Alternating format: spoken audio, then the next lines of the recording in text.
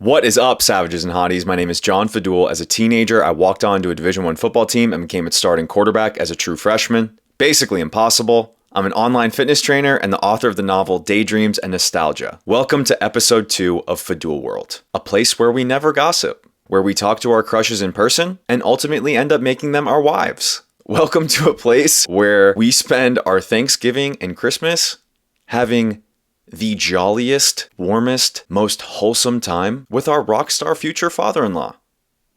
Who's the freaking man? Hence, why our wife was our crush in the first place. Welcome to a place where we lift and walk and stay lean and muscular year-round. Welcome to a place where we regularly realize, wow, life is an incomprehensible miracle. I'm so grateful to be alive because life is unreal. There's no two ways around it, savages and hotties. You woke up alive one day through no doing of your own. If you complain about anything at any time, you're a dumbass fool. You don't understand life at all. Hey man, this is a free miracle that you didn't even possess the consciousness to ask for. Is life perfect?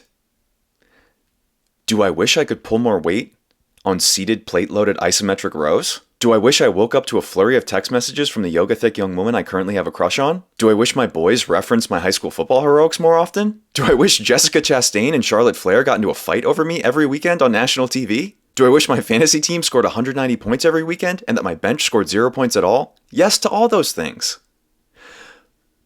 But are you a dumbass idiot for not being wildly grateful to be alive every single day of your life? Yes, you live in a world where the Cynthia scene from 22 Jump Street has already been done for you. You get to laugh at it whenever you're in a bad mood. You're 3 touches of your iPhone away. You're 3 touches of your iPhone away from the song When You Were Young by The Killers or XO by John Mayer, which you get to listen to whenever you fucking want. You're spinning on a sphere in an infinite universe. How freaking amazing is that? In this episode, I want to explain 1 piece of current events, 3 insanely stupid, commonly occurring behaviors that you should never do. If you commit any of these, you don't understand life, your brain is broken, and 1 aspect of life that you should be thinking about way more often. Enjoy. If you watched the Jake Paul-Mike Tyson fight, you got to witness one of the finest, most awe-inspiring specimens to ever walk the face of the earth. If this woman doesn't inspire you wildly, if seeing this woman being gorgeous and funny and excellent at communicating, smiling with her long, hot hair, her perfect lips, and her huge, perfect teeth. If seeing this woman in action doesn't make you feel as fired up for life as watching Bruce Wayne make the climb out of the pit in Uzbekistan, where Bane left him,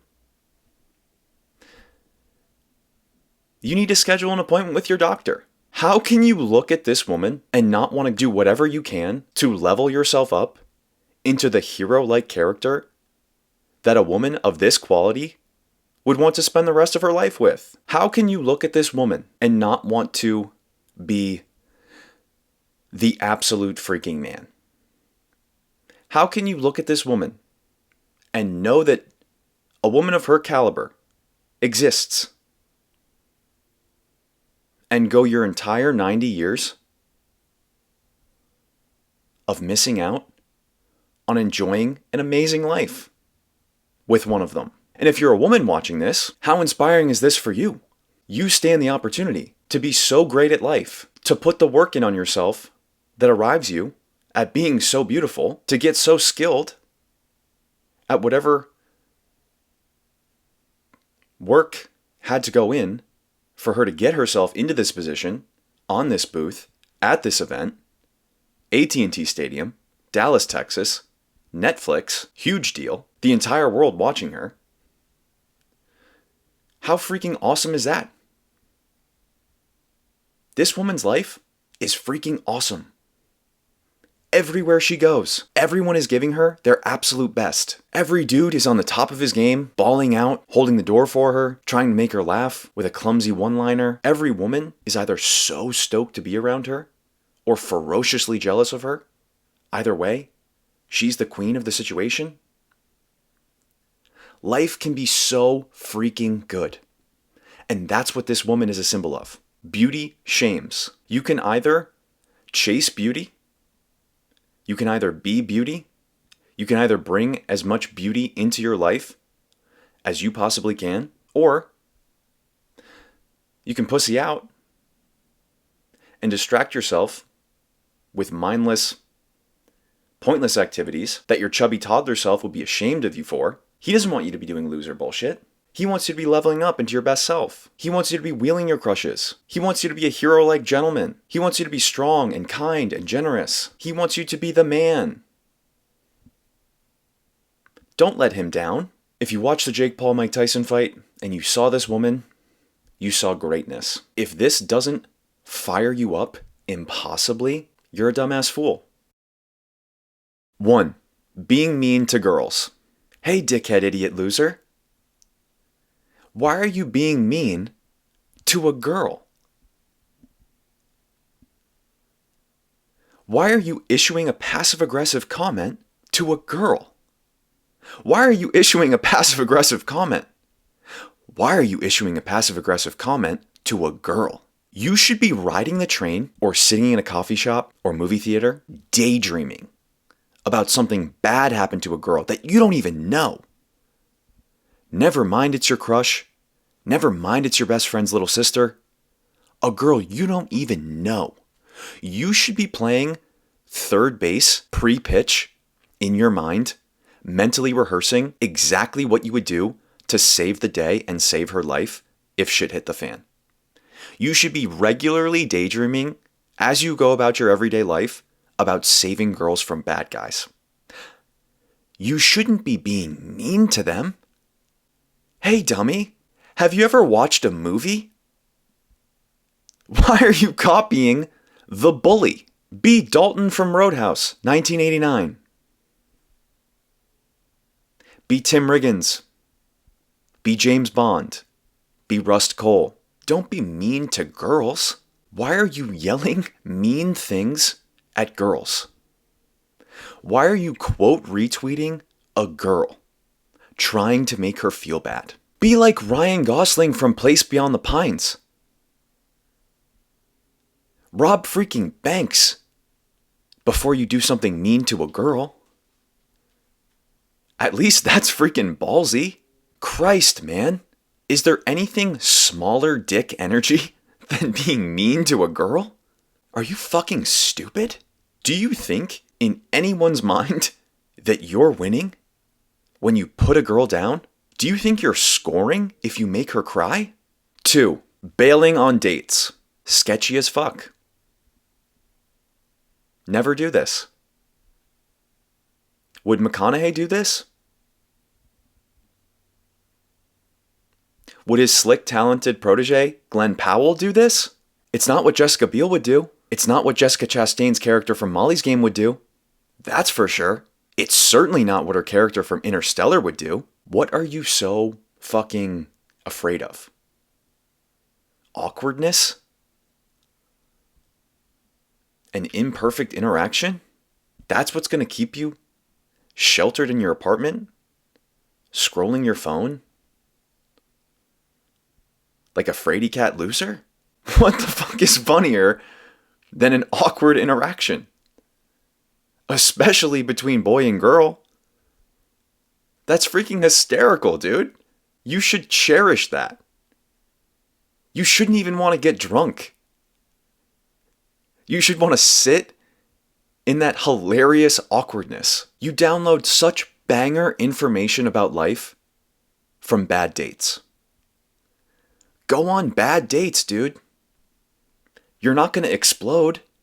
You'll be fine. All that's going to happen is you're going to laugh a bit. You're going to download banger information to laugh about with your boys after the fact. You're going to get sharper, wiser, slicker, and more informed about the world. You've already seen the Instagram pictures of the girl whose Instagram page you're staying in your apartment, where your Wi-Fi is 3 bars, and you're safe, and you know exactly how your nightly routine is going to play out.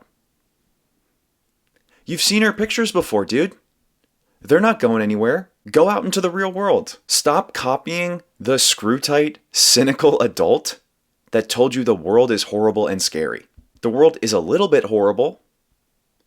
It's a little bit scary.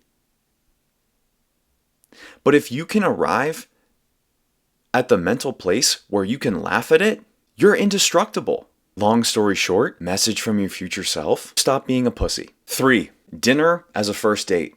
Psychotic. You don't know this person. 90% of everything they've told you leading up to meeting them is a fucking lie. And your grand plan is to lock yourself in to a 100-minute sit down with that freak? Whose side are you on? It isn't 1910 anymore. Dinner as a first date is freaking crazy. If you're a male, you eat food with your boys. I'm not eating food with a girl unless I want her to be my wife. Unless she puts the color inside of my world, John Mayer. Unless I see her face in Strangers on the Street. The Herald song, Kesha. Eating food with someone is so much more intimate than banging. If you schedule dinner as a first date, you are out of your freaking mind. Last but not least, savages and hotties, an aspect of life you should be thinking about way more often. And that aspect of life is being 15. Remember being 15? Remember your early teenage years before drugs and alcohol, when everything was so emotionally heightened and real? Remember how pure life was back then? Remember how little you needed to make yourself happy? Remember going to bed unable to sleep because you were so fired up to wake up the next day? To run off into school? To see your boys? Remember how intense the crush was on the young woman that you liked? Remember the butterflies you got every time you saw her? Remember how badly you wanted to know what she thought about you? Or about outer space? Or about anything at all? Remember fantasizing about living together with her one day? Happily ever after? Having sleepovers every night? Remember daydreaming about how great you were going to be when you got older? Remember the promises you made to yourself before bed? Up late in the middle of the night, high on life, high on your future? Remember that teacher or awesome old-timer around your hometown or friend that somehow always understood you and believed in you? You didn't daydream about giving in to temptations and not reaching your potential. You daydreamed about proving that person right. You daydreamed about going out into the world, doing something awesome and badass and purely uniquely you, then coming home and giving that person a hug. You did it, they would whisper to you. I always knew you would.